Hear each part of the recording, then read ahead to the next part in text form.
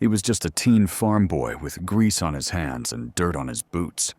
But when he stopped to help a stranger fix a flat tire, a helicopter landed on his field weeks later, and nothing was the same again. Noah McKay didn't live for drama. He lived for routine. Sunrise feedings, fence repairs, evening chores, and the steady hum of old machinery. At 17, he was already the backbone of his family's small farm. No time for parties, no interest in town gossip. His hands were calloused, his jeans always stained, and his boots, they never left the dirt. It was just another late afternoon when he saw the car. A sleek black sedan, clearly not built for country roads, pulled halfway onto the gravel shoulder. One of the rear tires had blown. Shredded rubber clung to the rim like a torn ribbon. The man standing beside it looked out of place. Pressed shirt, designer shoes. No signal on his phone. Noah slowed his truck, rolled down the window. "Need a hand?" The man looked up, surprised. He hesitated, clearly unsure if he should trust the teenager behind the wheel of a rusty old Chevy. Yeah, flat tire, no spare. I'm supposed to be in a meeting 2 towns over." Noah nodded, pulled over, popped the back of his truck. He didn't say much. Just got to work. Within minutes, he had the jack under the frame, the tire off, and a used spare from his own bed bolted on. The man tried to pay. Reached for his wallet. Noah shook his head. "Don't worry about it. You're good to go. At least let me. You needed help. That's all."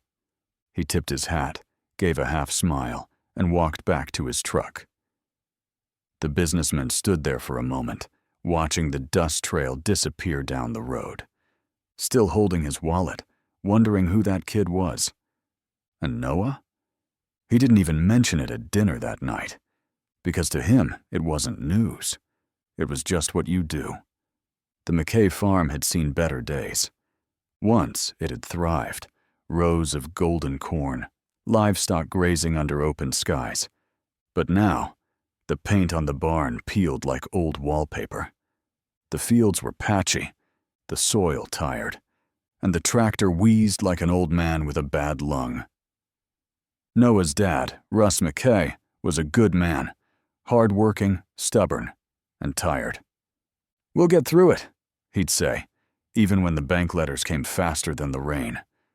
Noah heard the whispers in town. That farm's on its last legs.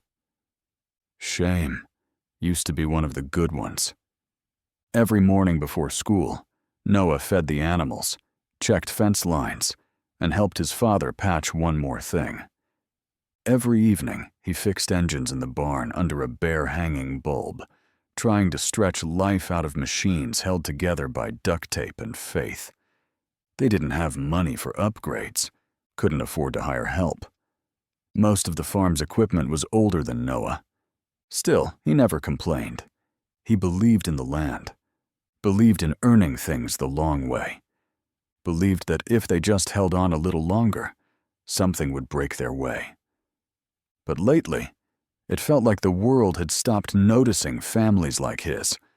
All the grants went to big operations, all the attention to tech farms and startups. They were fading, quietly. And Noah? He kept working, fixing gates, hauling feed, holding the pieces together. Because even if the world didn't notice, this was his home, and he wasn't giving it up without a fight. It was a quiet Saturday morning. Noah was hauling hay bales across the back field, sweat clinging to his brow despite the cool breeze. His dad was working on the irrigation line by the well, muttering about leaks again. The air smelled of dirt, diesel, and the kind of peace only open land can give. Then came the sound. At first, just a low thump, then louder. A rhythm in the sky. Whump, whump, whump. Noah looked up and froze. A helicopter, coming straight for the farm. He dropped the hay bale and shielded his eyes, watching as the dark shape descended over their field, kicking up dust and loose straw. His dad ran over, shouting over the noise. "You expecting company?" "No, sir." The chopper touched down just beyond the fence line.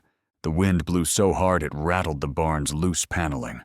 The doors opened, and out stepped a man in a sharp coat and aviator sunglasses, smiling.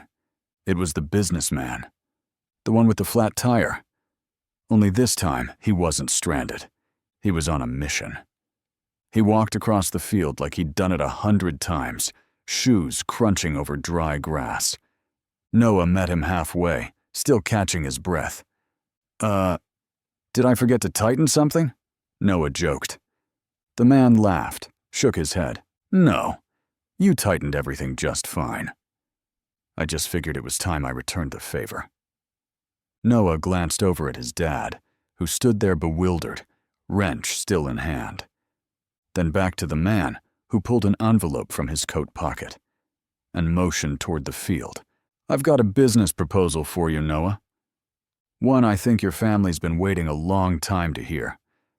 The man's name was Elliot Brandt, CEO of a growing national delivery network.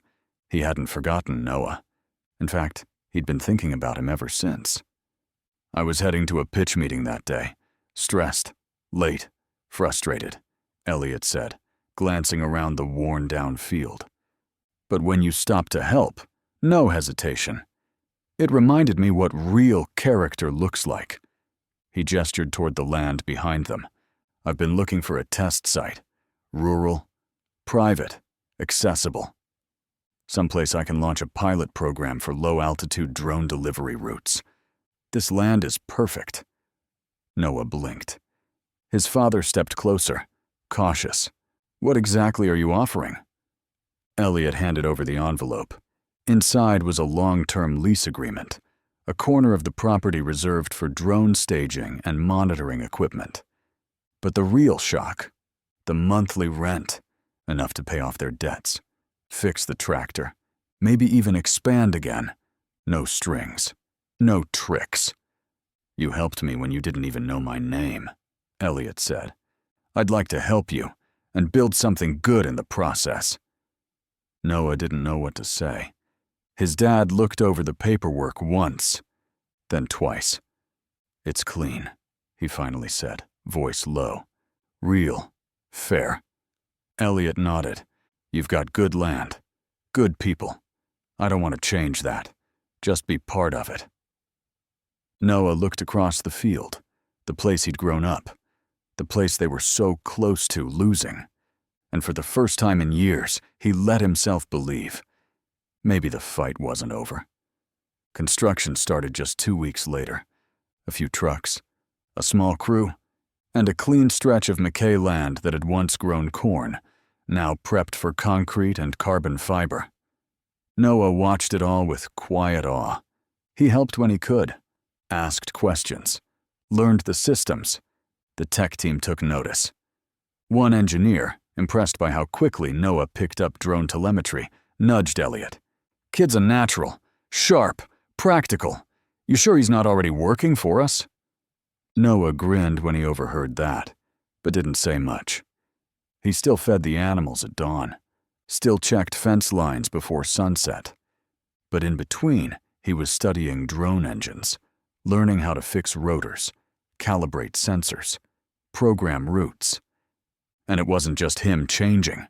With the lease money, the McKays paid off the mortgage, fixed the tractor, repaired the north barn that had nearly caved in last winter. The tension in his dad's shoulders, the kind that had been there for years, finally softened. The local paper caught wind of the story. The headline ran across the top of the Sunday edition: "Teen Farmer's Kindness Lands Tech Deal That Saves Family Farm." Noah didn't care much for the attention. When someone showed him the article, he just shrugged. "Didn't help him for a reward," he said. "Just helped because it was the right thing to do." But deep down, he was starting to feel something he hadn't in a long time. Hope. Months passed. What started as a single landing pad became a sleek drone hub on the edge of the McKay property. Quiet, efficient, futuristic. Noah stood by the fence line one evening, watching as a new fleet of drones lifted into the pink sunset sky. "They look like birds," he said quietly. His dad nodded beside him, arms crossed, smile soft. Birds that pay the mortgage. For the first time in years, the farm didn't feel like it was falling apart. It felt alive again. New tools, new seeds, a second-hand baler that actually worked, and space, not just on the land, but in their lives. Room to breathe, to dream. Elliot still visited from time to time, in a truck, not a helicopter now. He brought plans, opportunities, even offered Noah a full-time position once he finished school. Noah had time to think about it. But one thing was certain. Whatever I end up doing, he said, this land will always be home. One afternoon, as another drone test launched across the sky, a local teacher brought her students out for a field trip. They asked questions, took notes, watched Noah demonstrate how to program a flight path, and then one shy kid raised a hand. "Why'd they choose your farm?" Noah looked down at his hands that had turned wrenches, fixed fences, and changed tires without expecting anything in return. He smiled. "Because once, I helped someone who needed it." Didn't ask why. Didn't ask for anything back. And that was enough. Noah didn't go viral. Didn't get a medal. He just did the right thing, quietly, and the world found a way to circle back. What would have happened if he hadn't stopped to help that day? We'll never know. But this much is true. Kindness doesn't ask for attention. But sometimes it gets answered in ways no one sees coming. Let us know what you would have done. And don't forget to subscribe for more stories of ordinary people, extraordinary moments, and the power of small choices.